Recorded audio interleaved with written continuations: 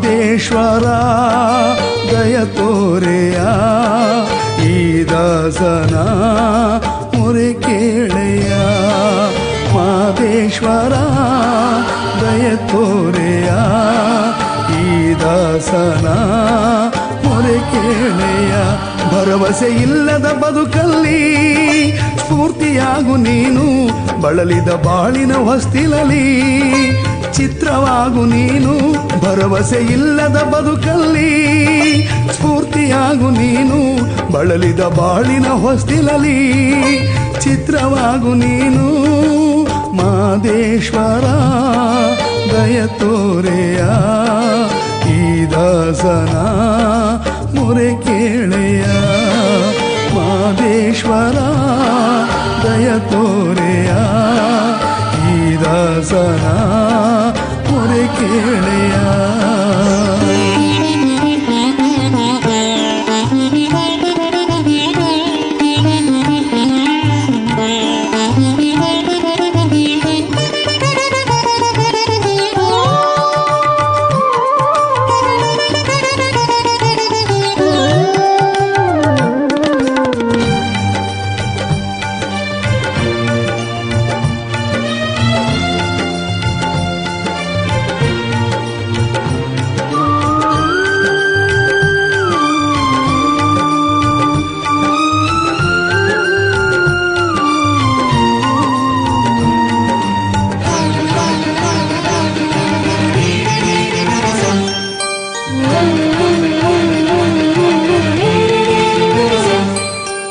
ಆದಿ ಅಂತ್ಯ ಎಲ್ಲ ನೀನೇ ಆಗಿರುವೆ ನೀನು ಇರದ ಬದುಕೆ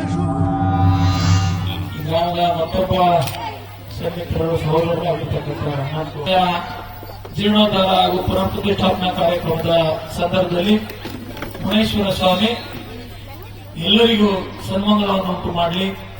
ಬೇಗೂರು ಗ್ರಾಮ ಪಂಚಾಯತ್ ವ್ಯಾಪ್ತಿಯ ಮತ್ತೆ ನನ್ನೂರ ವಿಧಾನಸಭಾ ಕ್ಷೇತ್ರದ ಜನತೆಗೆ ಒಳ್ಳೆಯ ಆರೋಗ್ಯ, ಒಳ್ಳೆಯ ಸುಖ, ಶಾಂತಿ, ನೆಮ್ಮದಿಯನ್ನು ಕೊಟ್ಟು ಕಾಪಾಡುವಂತೆ ಆಶೀರ್ವದಿಸಲಿ ಅಂತ ನಾನು ಭಗವಂತ ಮುನೇಶ್ವರನಲ್ಲಿ ಪ್ರಾರ್ಥನೆ ಮಾಡ್ತೇನೆ.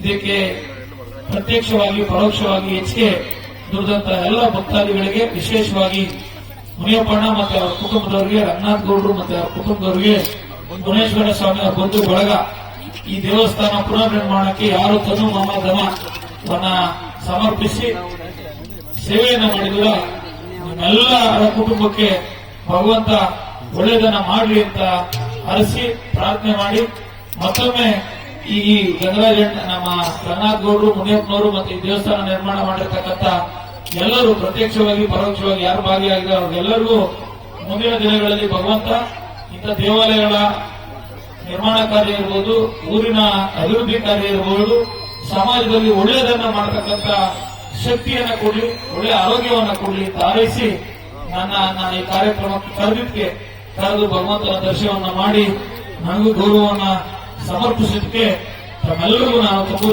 ಧನ್ಯವಾದಗಳನ್ನು ಸಮರ್ಪಿಸಿದ. ಮುನೇಶ್ವರ ದೇವಸ್ಥಾನ ಅಂತ ಸುಮಾರು ಒಂದು 50-60 ವರ್ಷದಿಂದನೂ ಈ ದೇವಸ್ಥಾನ ಚಿಕ್ಕದಾಗಿತ್ತು, ಶಿಥಿಲವಾಗಿತ್ತು. ಹಿಂದೆ ಇದಕ್ಕೆ ದಾಳ್ಪೂಜೆ ಅಂತ ಪೂಜಾರಿದ್ರು.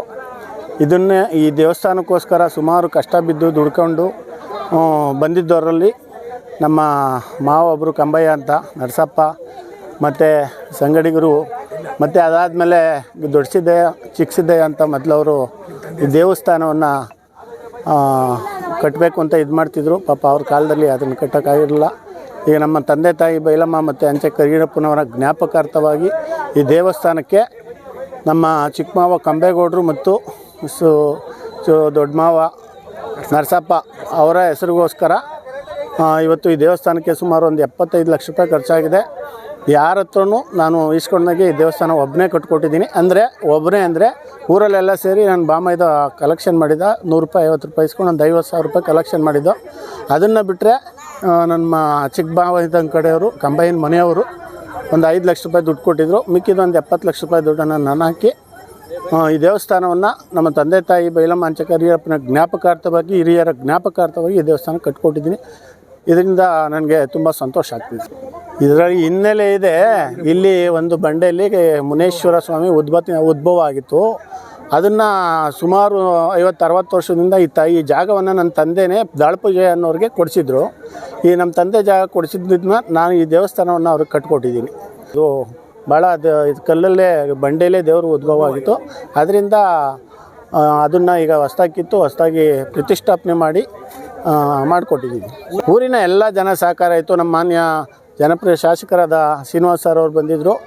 ಮತ್ತು ಊರಿನ ಪ್ರತಿಯೊಬ್ಬರು ಕೂಡ ಊರಿನ ಎಲ್ಲರೂ ಸಹಕಾರ ಕೊಟ್ಟಿದ್ದಾರೆ. ಅದರಿಂದ ಅವ್ರಿಗೆ ತುಂಬ ಧನ್ಯವಾದವನ್ನು ಹೇಳಿ. ಟಿ ಬೇಗೂರಿನಲ್ಲಿ ಇರೋ ದೇವಸ್ಥಾನವನ್ನೆಲ್ಲ ನಾನೊಬ್ಬನೇ ಏನು ಕಟ್ಟಿಲ್ಲ, ಎಲ್ಲರ ಸಹಕಾರ, ಊರಿನ ಜನದ ಸಹಕಾರ. ನಾನು ದುಡ್ಡು ಹಾಕಿರ್ಬೋದು, ಆದರೂ ಊರಿನ ಜನದ ಸಹಕಾರ ತಗೊಂಡು ಕೊಟ್ಟಿದ್ದೀನಿ.